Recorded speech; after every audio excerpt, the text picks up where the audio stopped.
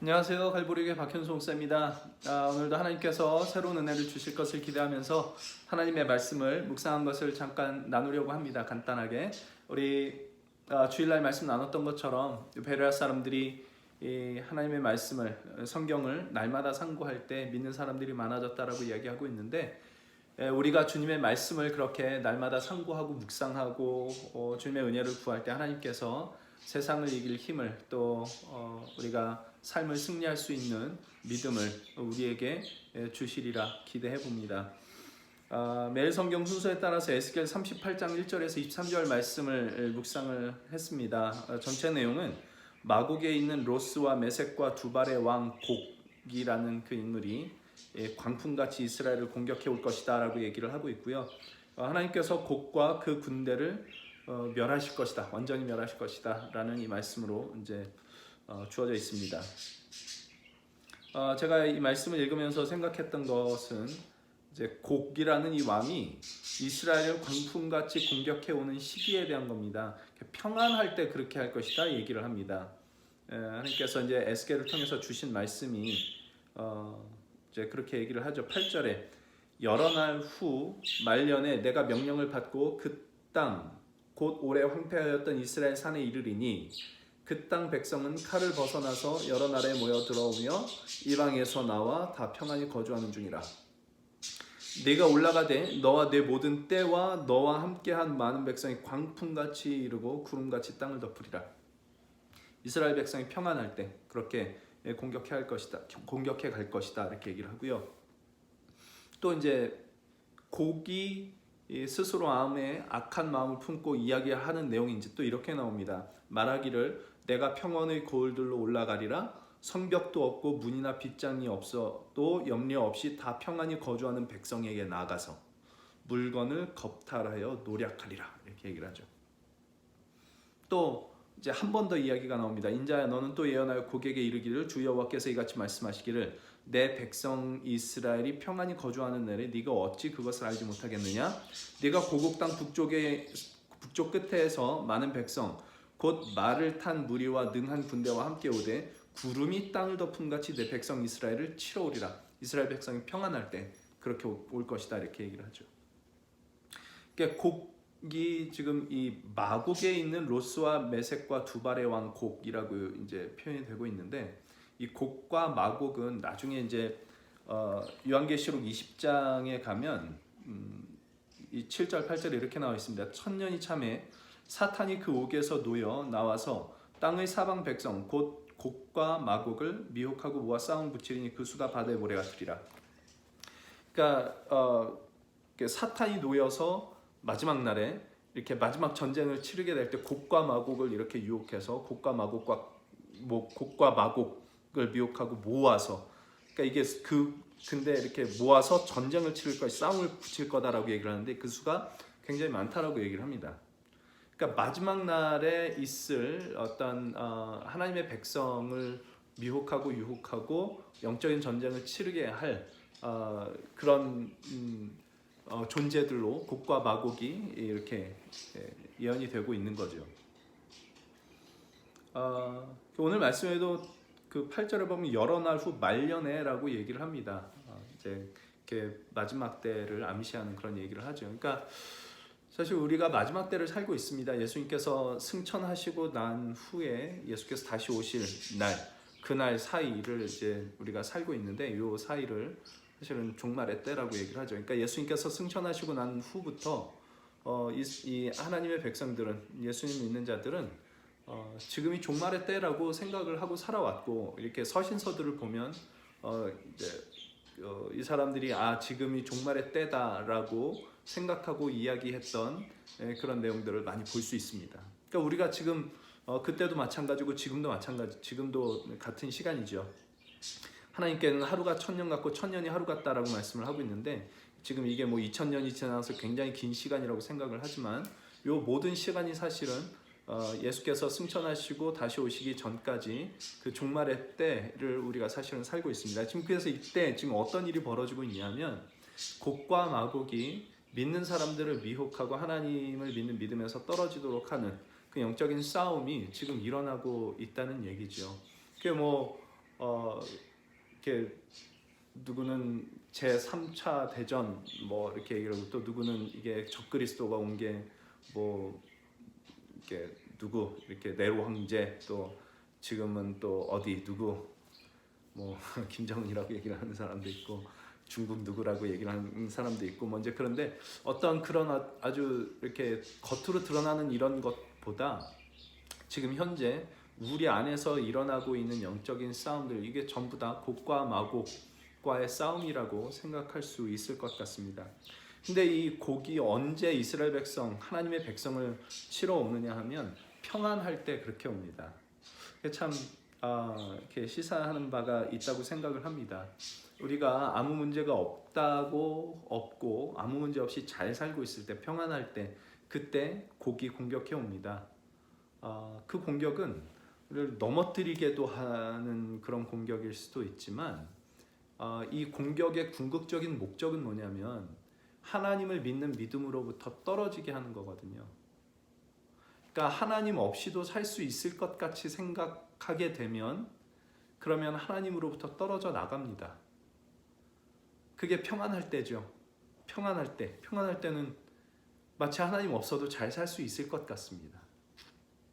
그때 이 곡이 이렇게 공격을 굉장히 이렇게 가해온다, 광풍처럼 해온다. 그래서 하나님과의 관계가 소원해지도록 하나님 없이도 살 수 있을 것 같이 생각하도록 하는 그런 공격들이 이렇게 찾아오게 된다는 얘기입니다. 그래서 예전에 뭐 유명한 얘기죠.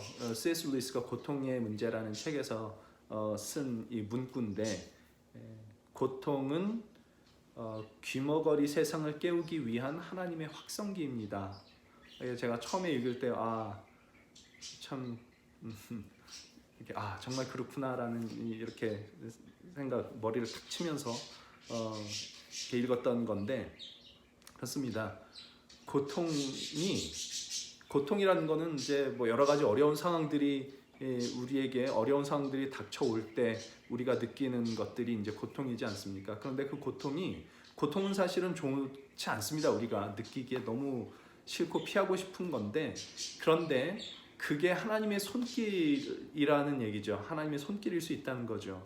그 고통이 정말 평안해서 너무 모든 일이 잘 돌아가고 있어서 하나님 없이도 살 수 있을 것 같이 믿음이 떨어지고 있는 그때 고통이 우리에게 와서 아니다, 너 지금 깨어나야 된다.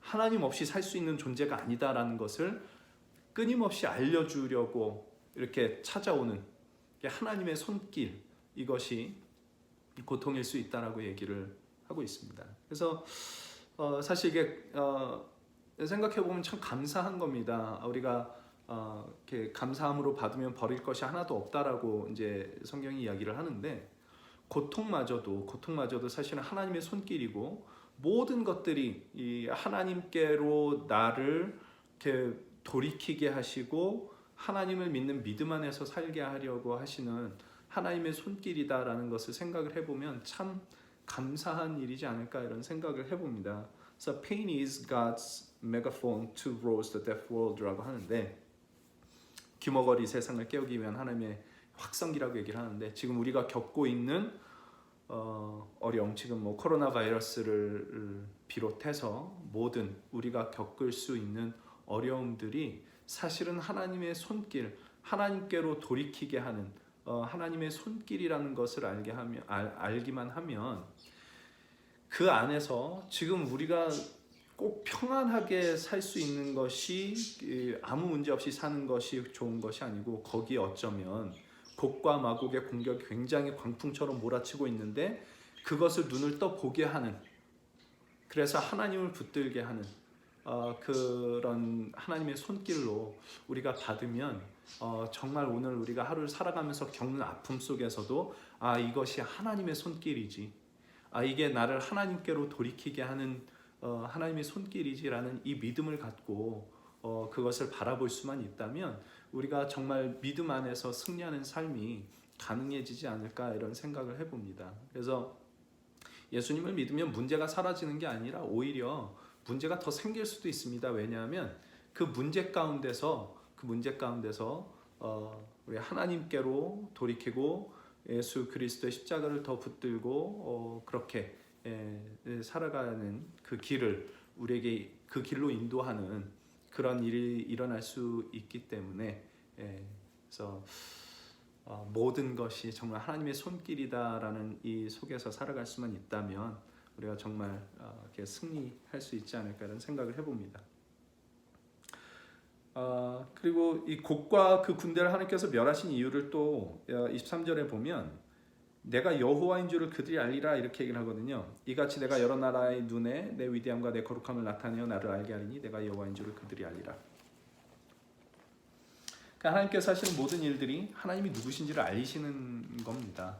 지금 일어나는 모든 일들이. 그러니까 우리가 믿음의 눈을 떠보면 이렇게 고통스러운 순간도 사실은 하나님의 손길이라는 것, 하나님께서 당신이 누구라는 걸 알려주시는 거라는 걸 우리가 보게 되는데, 근데 곡을 이제 나중에 완전히 멸하실 때 그들도 그걸 알게 하실 거라고 말씀을 하세요. 그러니까 사실 믿는 자나 믿지 않는 자에게나 언제나 하나님은 당신이 누구신가 하는 것을 보여주십니다. 근데 이것을 우리가 정말 믿음의 눈을 떠서 바라보기 시작을 하면 정말 이 하나님 때문에 내가 은혜를 받고 이 하나님 때문에 내가 그 믿음 안에서 승리하면서 살아갈 수 있겠구나, 이렇게 살아갈 수가 있는 거고요. 믿음의 눈으로 바라보질 않으면 언젠가 하나님께서 이 일을 완전하게 이루실 때, 그 악한 곡과 곡의 군대를 완전히 멸하실 때, 그때 믿음 밖에서 보면 큰일 났다, 이제 우리는 끝났다로 하나님이 이런 분이셨구나를 알게 되지 않을까, 이런 생각을 해봅니다. 그러니 정말 마지막, 우리가 지금 종말의 때를 살고 있긴 하지만 이 역사가 완전히 끝나는 날이 있을 텐데, 그때에 그 무서움과 두려움 속에서 하나님이 어떤 분이신지를 아는 것보다 오늘 우리가 살아가는 이 삶 속에서 이 자연 속에서도 하나님께서 우리를 보여주시고, 나의 삶 속에서, 개인적인 삶 속에서도 보여주시고, 역사 속에서도 보여주시고, 고통 가운데서도 보여주시는 하나님이 누구신가 하는 것을 보고자 하는 그 믿음의 눈으로 오늘 우리의 삶을 바라보고 우리 세상을 그 믿음의 눈으로 바라볼 때, 그때 우리는 하나님이 누구신지 아는 그 믿음 안에서 오늘도 승리할 수 있고, 마지막 날에 하나님께서 완전한 승리를 이 땅에 가져오실 때 그 승리에 동참하여 기쁨으로 주님을 찬양하는 그날이 오게 될 줄로 믿습니다. 그 믿음으로 오늘 하루를 또 주님의 은혜를 구하며 내게 일어나는 모든 일들이 하나님의 손길이요, 하나님께서 일하시는 방식이다라는 것을 좀 바라볼 수 있기를 바라고요. 때로는 이해되지 않지만, 이해되지 않는 그 순간에도 사실은 하나님은 하나님이시기를 중단하신 적이 없고, 하나님께서 하실 일을, 우리를 위해서 하시는 하나님의 일을 중단하신 적이 없다라는 그 사실을 믿는 믿음 안에서 오늘 하루를 또 승리할 수 있는 저 여러분의 삶이 될 수 있기를 바랍니다.